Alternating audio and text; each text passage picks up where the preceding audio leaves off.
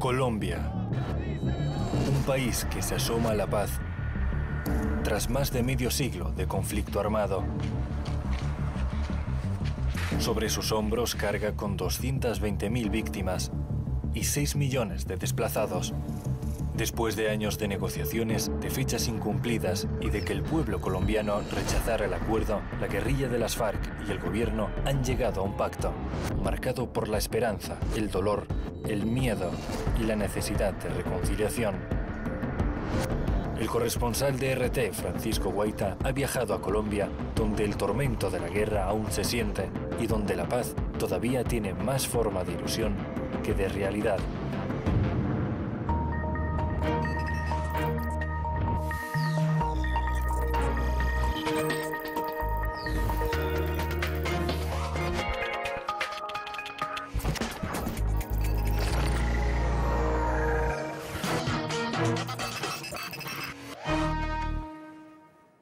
Realmente fue un hecho inesperado. Solo una hora después de que el Congreso diera luz verde al acuerdo de paz entre el gobierno y la guerrilla de las FARC, la principal plaza de celebraciones de Bogotá estaba medio vacía. Y es que uno esperaba jolgorio, cánticos, vítores y sin embargo solo quedaban allí 2 decenas de mujeres que se encontraban festejando el nuevo pacto. Las mujeres no parimos hijos e hijas para la guerra.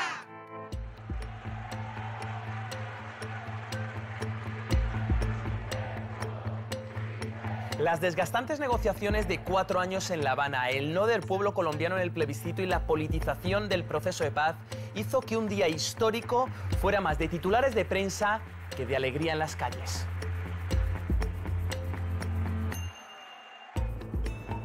Desde fuera uno puede creer que la firma entre el gobierno y la guerrilla después de 50 años de conflicto puede sonar a triunfo absoluto, a victoria contundente, pero en Colombia no. Y no es que Colombia no quiera la paz, diría que la inmensa mayoría de la gente la quiere, pero las diferencias se dan en cómo construir un país sin violencia que está plagado de odio y lleno de atajos hacia la guerra. Colombia dice no, Colombia dice no. Una sola cosa, que no vuelvan a causar daño. Nuestra única arma será la palabra. Seguiremos luchando por la vía política. Un acuerdo de paz que permite que los responsables de delitos de lesa humanidad sean elegidos aún sin cumplir penas. Aquí tenemos fuerzas que no quieren que haya paz en Colombia. ¿Por qué? Porque han vivido de esa guerra.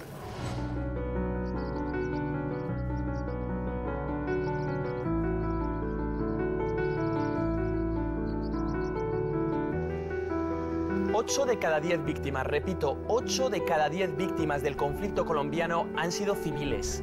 La violencia ha golpeado a la gente común y corriente y sobre todo las zonas rurales han sido las que más han padecido la guerra. El campo es el gran cementerio de este conflicto, allí se han llevado a cabo la mayoría de las masacres. El campesinado ha sido el que mayor víctimas, mayor muertos, mayor cantidad de desplazamiento ha sufrido. Aquí estamos hablando de un genocidio en contra del campesinado colombiano.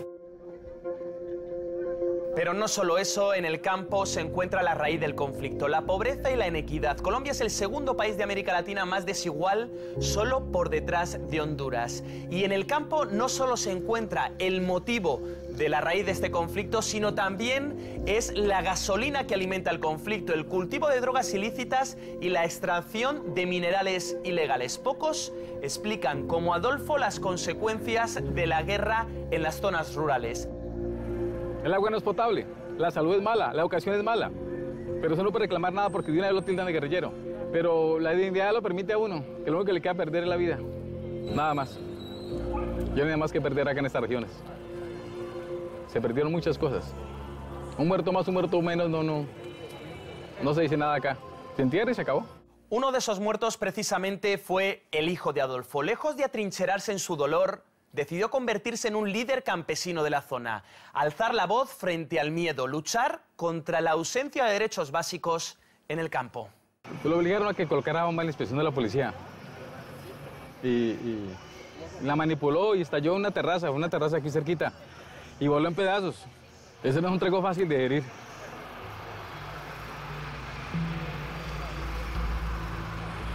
Es un trago amargo, les dijo.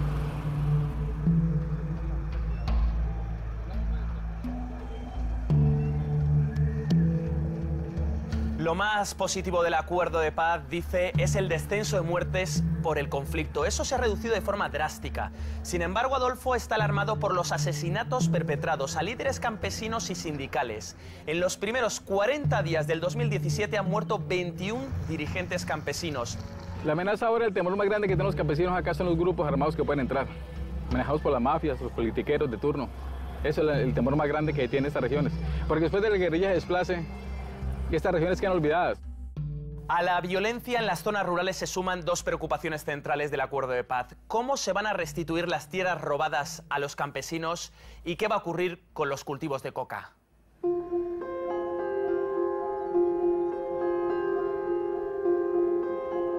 Nosotros estuvimos donde se cultiva más hoja de coca en el mundo, al sur del país, en el departamento de Nariño. Allí se encuentra el primer eslabón de la cadena del multimillonario negocio de la cocaína. De estos cultivos se benefician miles de familias en pequeños pueblos, y no para enriquecerse, sino para sobrevivir. Les preguntamos a ellos qué pasaría si dejaran de plantar coca. Prácticamente muerto. La coca es todo. Si no hubiera coca no fuéramos nada aquí. Porque no, como digo, no hay apoyo de nada aquí. Ahora el acuerdo de paz pretende sustituir estos cultivos. Sin poner solución a este negocio será difícil que la paz se consolide en Colombia. Simplemente porque en las últimas décadas ha sido el motor financiero de esta guerra. Lo que es paramilitarismo, guerrilla, ejército, policía, todos siempre han recibido dinero de narcotráfico. Lo que hace muy difícil sustituir la hoja de coca son las pésimas carreteras fundamentales para la distribución de los productos, la carencia de equipos técnicos por parte de más del 80% de los agricultores y, cómo no, las facilidades del negocio de la coca. Nosotros sí queremos cambiar lo ilícito a lo lícito. Nosotros no queremos la coca.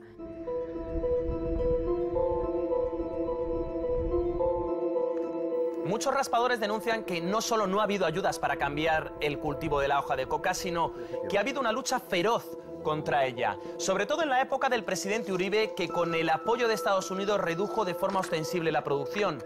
Sin embargo, durante los diálogos de paz entre la guerrilla y el presidente Santos, se prohibió la fumigación y los cultivos han vuelto a aumentar hasta el punto de que Colombia se ha vuelto a convertir en el principal productor de coca del mundo. Yo creo que las FARC sí han sido un actor muy central en el negocio del narcotráfico. Ellos realmente han regulado el mercado, le prestaban plata a los campesinos y les daban semilla para sembrar coca, les compraban toda la producción, los obligaban a que solo se la vendieran a ellos, fijaban el precio del mercado. En algunas zonas procesaban la coca, en otras zonas la transportaban. En este proceso de paz, las FARC han aceptado el orden constitucional, han asumido equivocaciones, pero su relación con el narcotráfico no ha variado ni un ápice. Insisten en que solo han cobrado impuestos que gravan el procesado de la coca. No, las FARC no tienen absolutamente nada que ver con el narcotráfico. ¿Dónde crees tú que los Estados Unidos van a mandar al señor Kerry y fuera de eso un hombre permanente a hablar con las FARC, si se tratara de un cartel de la droga? ¿Usted cree que un hombre tan venerable, que es una fuerza moral en el mundo, como el Papa, pudiera mandar gente del Vaticano a dialogar con las FARC? ¿Qué han ganado las FARC en este acuerdo de paz? Lo que no se ganó en el campo de batalla no se puede imponer dentro de la mesa. El Estado colombiano no nos va a hacer la revolución por contrato. El régimen colombiano está basado en la violencia y es uno de los más cavernícolas de todo el continente. En pleno siglo XXI, ese 87% de la propiedad de la tierra está en manos del 5% de los propietarios. Y precisamente el primer punto del acuerdo de paz es la restitución de tierras. Los datos muestran el drama que ha supuesto para los campesinos este conflicto armado. 3 cifras que lo ilustran. Más de 6 millones han sido desplazados forzosamente de sus terrenos, casi el 60% de los hogares rurales no tienen acceso a la tierra y son 7 millones de hectáreas robadas. El controvertido asunto de la tierra lleva décadas sin resolverse en Colombia. Ahora el pacto intenta mantener un complicado equilibrio entre el compromiso de devolver terrenos a los campesinos y la aclaración de que nada de lo establecido en el acuerdo debe afectar a la propiedad privada, es decir, niega la expropiación. Es un país de abogados, es un país de leyes, miles de leyes, de capítulos, de incisos, de comas, y sin embargo un país de crueldad inaudita, de brutalidad, de violación de todas las normas al mismo tiempo. Una de las promesas de este acuerdo es que el Estado va a destinar una gran cantidad de recursos y dinero al campo. Se ha creado un fondo para repartir 3 millones de hectáreas en 10 años. Por ahora ya ha pasado la mitad del tiempo y solo se ha restituido el 6% de las tierras. ¿Serán cantos de sirena o por fin el Estado, tras este acuerdo de paz, prestará atención al campo?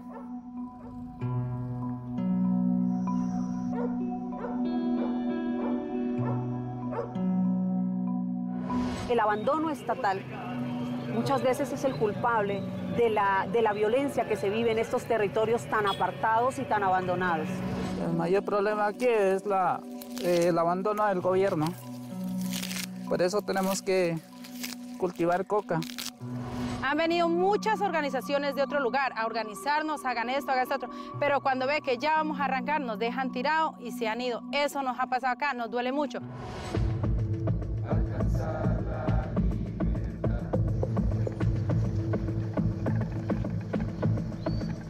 En esos lugares recónditos, en medio de la selva, han estado las FARC décadas. Durante los últimos días de la clandestinidad de los guerrilleros, estuve en uno de sus campamentos. Lo primero que notas en muchos de ellos es que el paso a la vida civil genera muchas contradicciones. Por un lado, se percibe la ilusión tras décadas de vivir de manera furtiva y legal. Si uno tiene la forma de pronto de ser una familia y uno pues interesarse con la familia, pues hay que hacerlo, ¿no? Todo un sueño de casi todos los guerrilleros.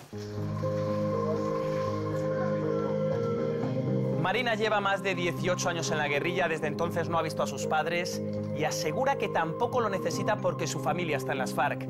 Ella es una de las muchas guerrilleras que entrevisté que comenzaron a formar parte de la guerrilla siendo menores. Es uno de los temas más controvertidos. Marina dice que no fue forzada a entrar, pero reconoce que ahora piensa que no debería haberlo hecho. Tomar una decisión de estas o a esa edad, la verdad es que a esa edad uno no piensa como adulto, sino como un niño. Y es obvio de que pues a esa edad yo no debía haberme venido por acá, o sea, para acá, para la guerrilla. La mayor incertidumbre para muchos guerrilleros es ¿qué va a pasar cuando ya no porten sus fusiles? Es la primera vez en la historia que las FARC se comprometen a dejar las armas tras 4 negociaciones con el gobierno.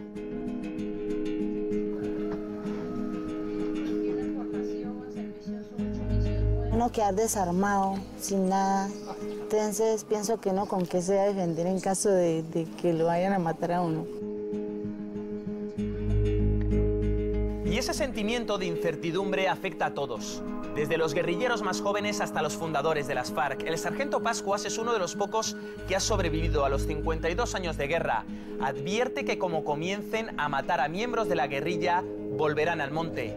Una frase que se escucha muy poco en las entrevistas en cámara, pero con la que muchos se muestran de acuerdo en privado. Uno siente, sí siente, eso sí lo siente uno.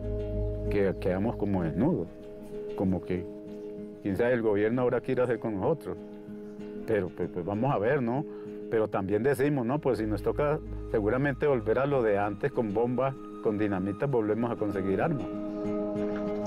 Eso sí, por ahora ya hay 300 disidentes de las FARC que no se han sumado al acuerdo de paz. Perder el poder que dan las armas y pasar a la vida civil sin un oficio es un reto para cada uno de los guerrilleros. Además, hay quienes aseguran que el pacto no ofrece muchas certezas. Es un futuro que da miedo. ¿Quién garantiza el cumplimiento de esos acuerdos? Se puede tener seguridad y confianza en el Ejército Nacional, en la fuerza pública, en los partidos políticos, en la Iglesia Católica.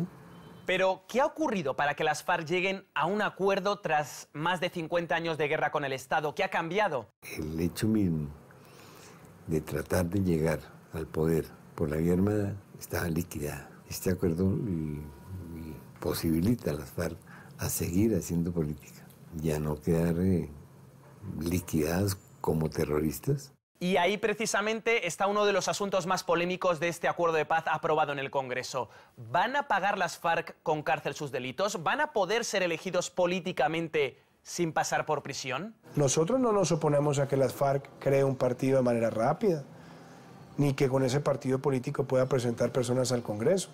Pero sí lo que pedimos es que quienes pretendan llegar a cargos de elección no sean personas que hayan cometido crímenes de lesa humanidad y que no hayan pagado ni un solo día de condena por esos crímenes.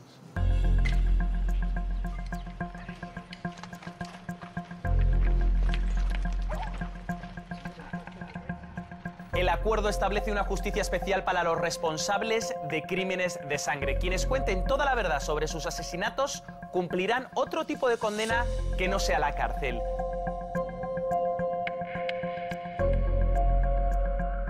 Este asunto fue uno de los pilares de la campaña del no en el plebiscito para convencer a muchos ciudadanos. Unas palabras que llegan con fuerza a la calle. El presidente Santos y su equipo minusvaloraron el aspecto de la justicia y la reparación.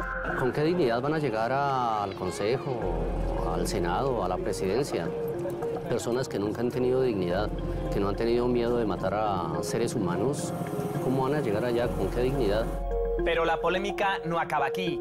En términos monetarios, en el acuerdo se dice que las FARC van a recibir dinero hasta el 2026. En términos de representantes, durante los próximos 8 años la guerrilla tendrá 5 en el Senado y 5 en la Cámara, independientemente de los resultados en las urnas.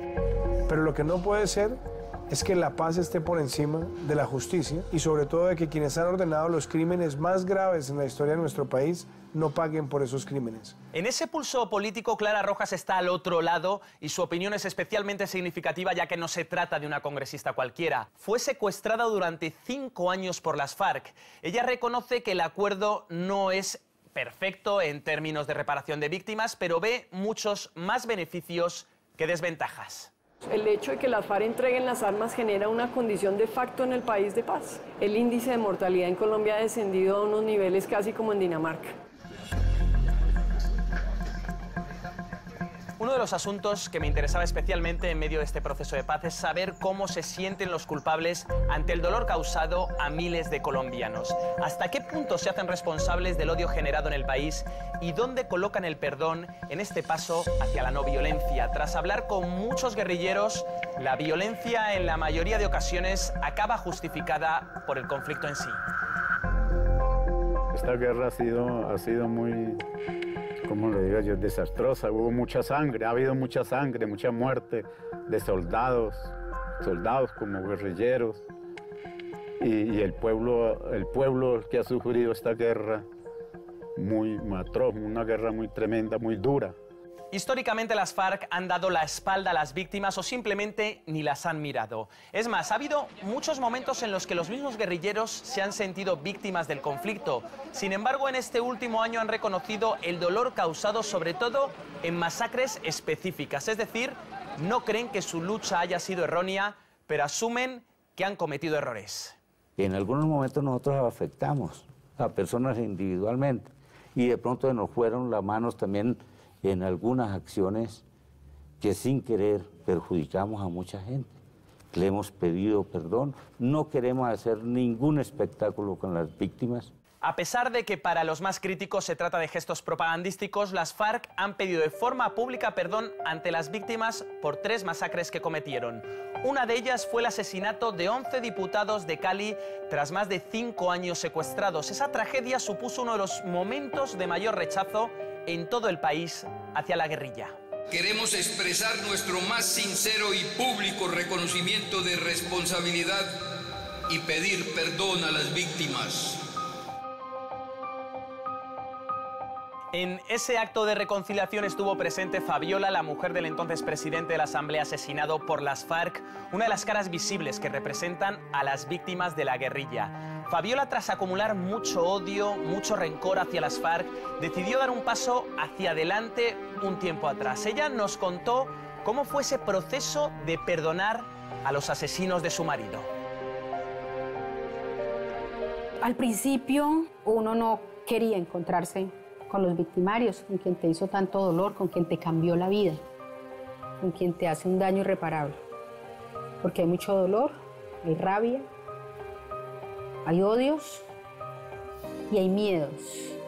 Como víctima, yo prefiero que me reconozcan el daño que me hicieron, que me pidan perdón, que me cuenten la verdad de lo que pasó, a verlos en una cárcel pudriéndose, comiéndose la verdad y delinquiendo en la cárcel. ¿Cómo fue ese cara a cara durante varias horas entre las víctimas y los victimarios? En ese momento el tiempo no nos importaba, solo importaba decirles a ellos. Y fue tanto el dolor que se manifestó en esa reunión, fue tanto el dolor, que ellos no aguantaron y terminaron llorando con nosotros. Y yo solo le decía a mi esposo, cuando orábamos, que ese perdón era para él, que ya era hora de que se despidiera, que ya su misión se había cumplido, que ya sus asesinos le estaban pidiendo perdón.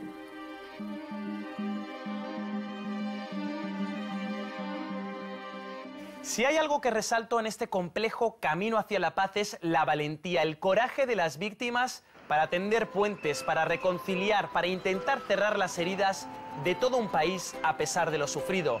En Colombia, un 15% es víctima de este conflicto armado, es decir, es como si todos los habitantes de Bogotá se hubieran visto afectados por el conflicto.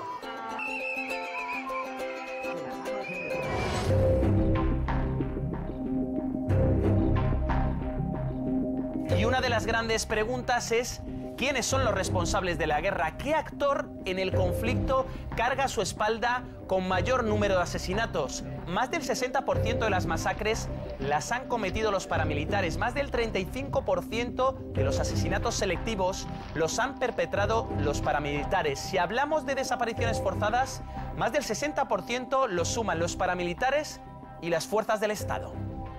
Se llamaban paramilitares porque realmente actuaban en connivencia y en complicidad y en armonía con las fuerzas militares.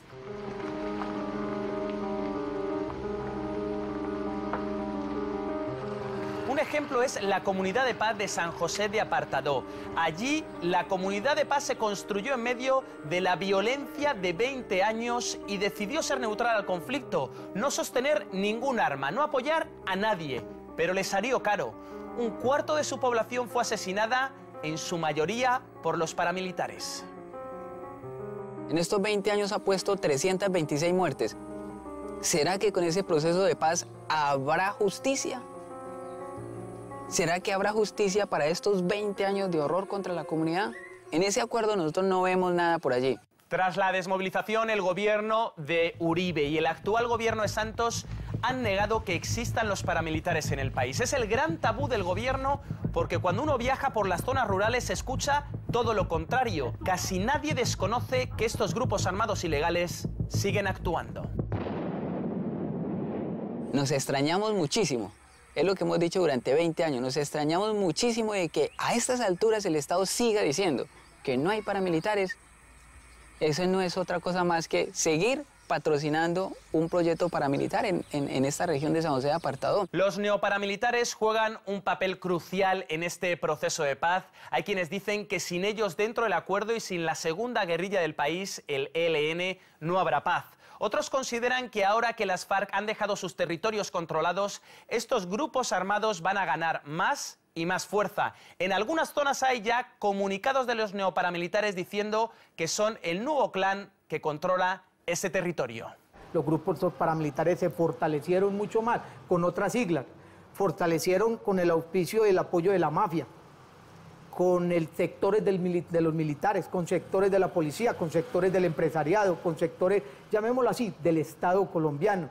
Y ese paramilitarismo sigue vigente. Ese paramilitarismo tiene hoy más fuerza que antes. El apoyo a los paramilitares es solo una de las múltiples responsabilidades que tiene el Estado en azuzar la guerra durante décadas. En muchas ocasiones ha sido propulsor de injusticia, de desigualdad, de violencia, pero quizá la más brutal ha sido la práctica sistemática de ejecuciones extrajudiciales entre 2002 y 2008. Ocurrió cuando el presidente Juan Manuel Santos, el actual Premio Nobel de la Paz, era el ministro de Defensa. Durante el periodo de Uribe especialmente se capturaba a jóvenes sin empleo, a mendigos o a drogadictos para asesinarlos a sangre fría y posteriormente enseñarles en los medios como guerrilleros que habían muerto en combate. El hijo de Luz Marina era una persona que tenía problemas mentales, tenía problemas en el desarrollo intelectual y un día desapareció. Lo mataron disfrazado como miembro de las FARC. Recibieron los militares grandes incentivos, ascensos, medallas, cursos al exterior y remuneración económica, asesinando a gente inocente, como en el caso de mi hijo, personas inocentes que no tenían nada que ver ni tenían inclinación política dentro del país. Usted es doblemente víctima, por un lado por el asesinato de su hijo, pero también porque después ha sido amenazada. No solamente perdí a mi hijo, sino también tuve que alejar a mis otros 3 hijos de la casa para que se protegieran y no me siguieran acosando, para callarme. ¿Echa de menos el perdón a las víctimas por parte del Estado? Las víctimas de crímenes de Estado nunca vamos a saber la verdad de parte del Estado colombiano.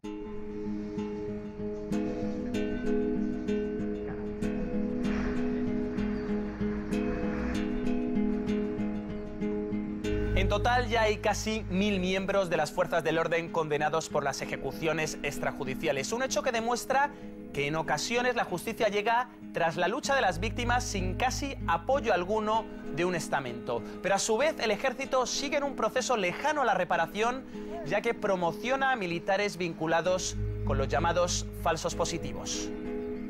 Aquí en Colombia los criminales, los grandes violadores de derechos humanos son premiados. Los grandes criminales de lesa humanidad son ascendidos. Quienes atacan la dignidad humana son resguardados. Este proceso de paz sí que ha cambiado un concepto de raíz. Durante el gobierno de Uribe se hacía ver que no había un conflicto en Colombia, sino que había terroristas que atacaban al resto del país. Ahora ya se admite que ha habido una guerra con diferentes actores armados responsables. La historia juzgará efectivamente el éxito o el fracaso de no el acuerdo de paz, sino del proceso de paz en general en Colombia, por qué nivel de verdad, justicia y reparación tengan las víctimas. El acuerdo entre el gobierno y las FARC ha estado lleno de obstáculos y tropiezos y el camino hacia la paz parece que lleva la misma cadencia. El pacto es histórico y a la vez imperfecto, de eso no cabe duda. Un acuerdo que está rodeado de desfiladeros que amenazan con hacerlo añicos en cada momento. Evidentemente la violencia, los incumplimientos de los compromisos, pero a la vez los objetivos políticos y militares que muchas veces se superponen al principal objetivo, el final del conflicto. Más allá de todo ello, construir la paz exige desterrar las raíces del odio que se esparcen por todo el país. Una nación en la que, como me dijo un colombiano, hasta luchar por la paz es una guerra.